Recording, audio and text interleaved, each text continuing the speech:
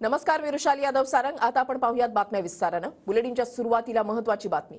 पुढच्या आठवड्यामध्ये लोकसभा निवडणुकीची घोषणा होण्याची शक्यता आहे। लोकसभा निवडणुकीच्या दृष्टीने निवडणूक आयोगाची तयारी ही पूर्ण झाली आहे। पुढच्या आठवड्याच्या मध्यामध्ये आचारसंहिता लागण्याची शक्यता आहे।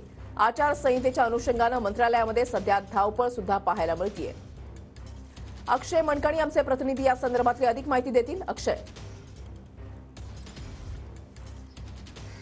रुशाली, खरं तर देशभरातील लोकसभेच्या सार्वत्रिक निवडणुका ज्या आहेत त्या कधीही घोषित होऊ शकतात। खरं तर पुढच्या आठवड्यामध्ये आचारसंहिता देखील लागण्याची जी आहे ती शक्यता जी आहे ती वर्तवण्यात येते। त्यामुळे निवडणुकीची घोषणा जी आहे ती निवडणूक आयोगाकडनं भारतीय निवडणूक आयोगाकडनं करण्यात येईल।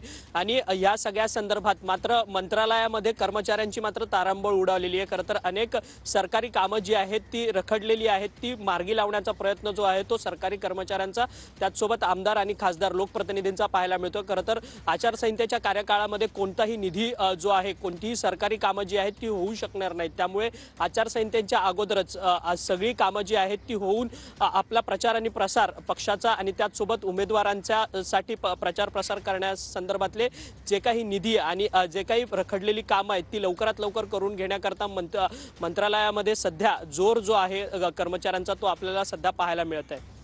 धन्यवाद अक्षय, दिलेल्या सविस्तर माहितीसाठी।